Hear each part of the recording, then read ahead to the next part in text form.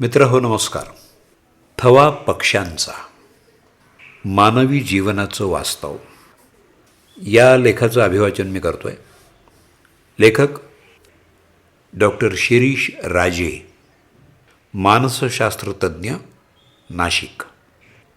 मी आपला अभिवाचक मित्र दत्ता सर देशमुख. थवा पक्ष्यांचा मानवी जीवनाचं वास्तव.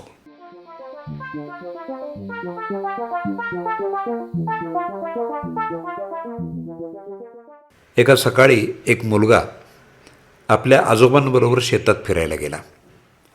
अचानक त्याच्या नजरेला आकाशात इंग्रजी व्ही आकारात उडणारा पक्ष्यांचा एक मोठा थवा दिसला.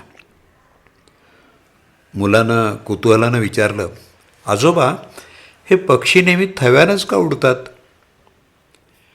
प्रत्येक पक्षी आपापल्या मार्गानं उडाला तर चालणार नाही का?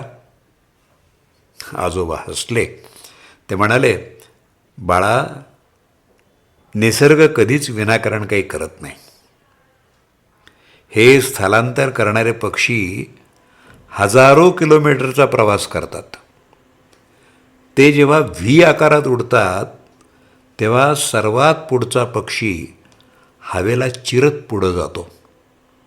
त्यामुळं त्याच्या मागच्या पक्ष्यांना कमी प्रतिकार सहन करावा लागतो आणि त्यांची ऊर्जा वाचते. पण एक गोष्ट लक्षात घे, पुढचा पक्षी कायम पुढंच राहत नाही. तो दमला की शांतपणे मागं जातो आणि दुसरा पक्षी त्याची जागा घेतो. असं करत करत संपूर्ण थवा एकमेकांच्या बळावर हजारो किलोमीटरचा प्रवास पूर्ण करतो. मुलगा आजोबाचं बोलणं आश्चर्यानं ऐकत होता. तेवढ्यात एक पक्षी थव्यापासून थोडा दूर गेला. क्षणभर तो स्वतंत्रपणे उडत राहिला, पण लवकरच त्याला वाऱ्याचा जास्त प्रतिकार जाणवायला लागला. त्याचा वेग कमी झाला, दिशा डळमळू लागली आणि काही क्षणातच तो पुन्हा थव्यात येऊन सामील झाला. आजोबा हसून म्हणाले, बघितलंस, पंख त्याच्याकडं आधीही होते, पण सोबत नव्हती. आपलं आयुष्यही असंच आहे.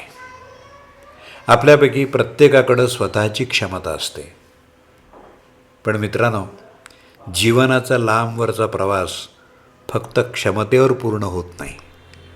त्याच्यासाठी साथही लागते, विश्वास लागतो, आधार लागतो आणि आपली माणसं लागतात. कुटुंब, मित्र, समाज हे आपल्या आयुष्याचे थवे आहेत. जेव्हा आपण थव्यात असतो तेव्हा कधी आपण इतरांचा भार हलका करतो, तर कधी इतर आपल्या थकलेल्या पंखांना बळ देतात. म्हणूनच समूहातली एखादी व्यक्ती काही दिवस दिसत नसेल तर तिची चौकशी करायला हवी. कदाचित ती आयुष्याच्या वाऱ्याशी एकटी झुंज देत असेल.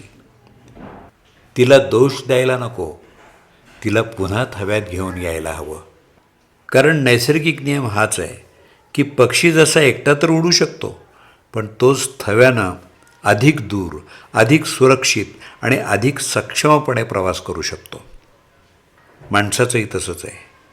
एकट्यानं यश मिळवता येईल, पण आयुष्य जिंकण्यासाठी अखेर माणसं लागतात. म्हणून कोणालाही मागं राहू द्यायला नको, कुणाला हरवू द्यायला नको. कारण जसं एकत्र उडणारे पक्षी फक्त अंतर पार करत नाहीत, तर ते एकमेकांना गंतव्यापर्यंत पोहोचवतात. आणि म्हणूनच जीवनाचं खरं सौंदर्य मी मध्ये नसतंच, ते नेहमी आपण मध्येच असतं.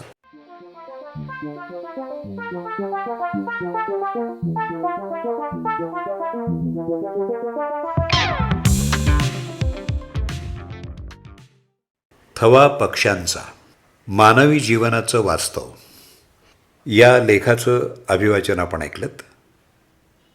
लेखक डॉक्टर शिरीष राजे, मानसशास्त्रतज्ञ, नाशिक.